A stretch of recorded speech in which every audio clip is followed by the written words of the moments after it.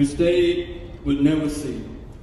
The workers whose sweat has watered the trees, the leaves of which are for the healing of the nation.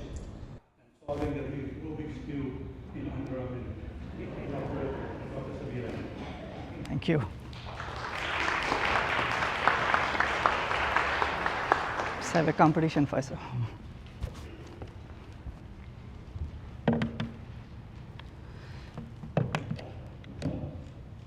Bismillahir Rahmanir Rahim. I start in the name of God, the most beneficent and the most merciful, and greet all of you with the Islamic greeting of Assalamu Alaikum, which means may God's peace and blessings be upon each single one of you, and may God's guidance be upon each single one of you.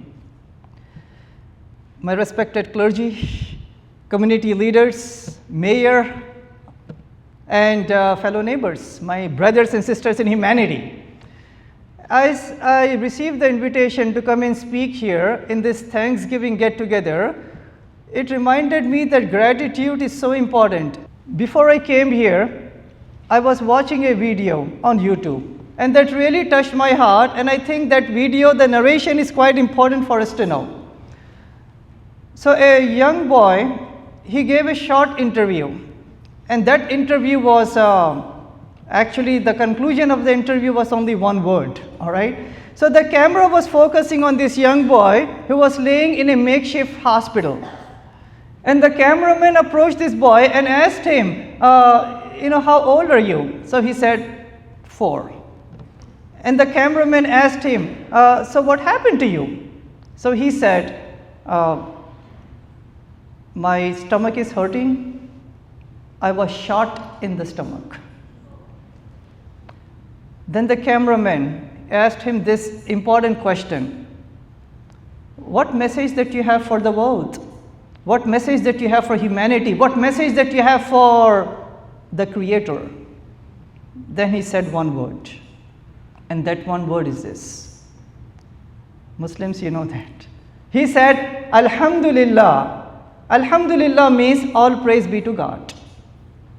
So despite the fact that he was suffering in agony, in pain, he was thankful to the Creator because he still realized that yes, he can still see, he still has eyes, he still has ears, he can still talk. But then he realized that the biggest blessing that he has at that time is that he has faith that God has given to him. So for that reason, he was not complaining to humanity, to his neighbors, he was not complaining to the Creator. The word that he uttered with a calmness on his face, with a smile on his face, he said, Alhamdulillah, all praise be to God. So when we are here as human beings, as brothers and sisters in humanity, when we speak about thanking the Creator and being gratitude to the Creator, it is important for us that our gratitude sometimes feels selfish and empty and hollow if we are not aware of the suffering of the people all around us. May that be our Native Americans who are suffering. May that be our Hispanic brothers and sisters. May that be our Black African Americans. May that be our Jewish brothers and sisters. May that be our Palestinian brothers and sisters. Humanity is broken. However, the good news is God is there, God's guidance is there. So we need to learn lessons that how humanity in the past, how did they came together with God's guidance and helped each other out despite our racial, ethnic, and yes, religious differences. So I want to allude all of us to a really important passage of the Quran. This is in chapter 14 of the Quran, which is Surah Ibrahim, verse number 7. It's a short passage. I will just give you the translation of it. So God is saying, addressing to all of us, God is saying that be thankful to God. Be grateful to God so God can increase you. So what does it mean? God will increase you. What God is saying is that God will increase your blessings. So be thankful to God for the good things that God has given. And then obviously in the rest of the passages of the Quran, God is saying that help one another, help humanity. God made you in different ways and races and tribes that you get to come together and help each other out. So in this broken society, as we come together here to thank the Creator, what are those examples in our history in which humanity came together to help each other out? So the year was approximately 620 AD, or as we say CE. The city was Mecca. And Prophet Muhammad, peace be upon him, who we consider as the final prophet, he was preaching the message of the oneness of God. Some people they appreciated it, some people they accepted it, but the majority of the Meccans who were worshipping idols, the diluted monotheism, they rejected the message, they rejected him, and they started to come and torture the believers. At that point, Prophet, peace be upon him, right, Muhammad, peace be upon him, he was looking for some help. Who can help him? Which superpower of that time? Which people? Which race? Which religion? So then he realized that the northwest of Mecca was a country, the country of Egypt. And then he realized Egypt of that time, Abyssinia, it was ruled by a really pious and just Christian king by the name of Najashi. So the Prophet, once he realized it, so he thought, you know what, let me send my persecuted believers of that time to Najashi, so Najashi can help him. So all of these 200 or so people, the Muslims, they went to the Christian land. As soon as Najashi saw him, he had them recite certain passages of the Quran.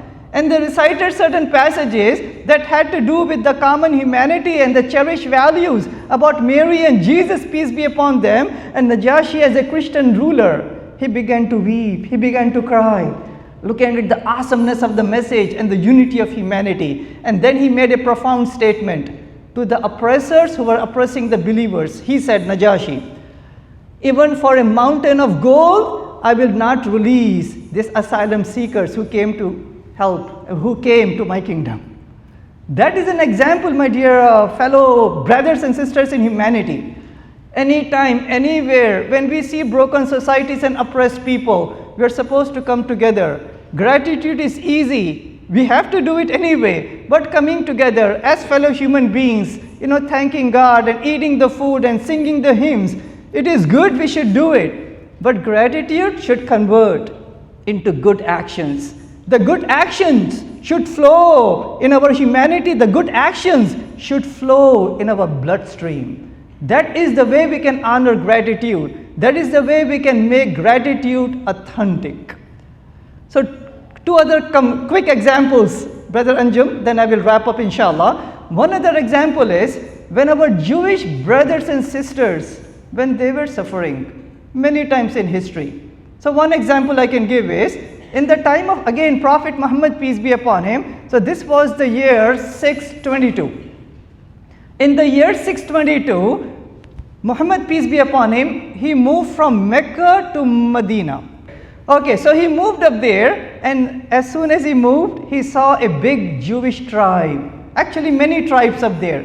So one of the very first things that he did was, he realized that the Jewish people at that time, they were persecuted by the Byzantines, the Romans, the Persians, and all the superpowers of that time. So by God's guidance, Muhammad, peace be upon him, he made a constitution called the Constitution of Medina. And the Constitution of Medina says that the Muslims and the Jewish people, we are going to be one people. We will look out for each other. The Jewish people live amongst us in the true Islamic state. We will give you the freedom, the protection. You have the freedom to have your synagogues, your culture, your penal laws, your, all the wonderful blessings that you have. Continue with all of that. Taking that incident, a Jewish scholar by the name of Dr. David Wallenstein, in the Jewish Journal, in the May 12th, 2012, Dr. Wallenstein wrote down a really important article, and the main message of the article, the title of the article was this. So what did the Muslims did for the Jews? And the very first sentence he wrote down, Dr. Wallenstein, is that Islam saved the Jewry. Islam saved the Jewish people when they were at the brink of extinction. See, that is humanity. That's God's guidance. That is gratitude flowing with good actions.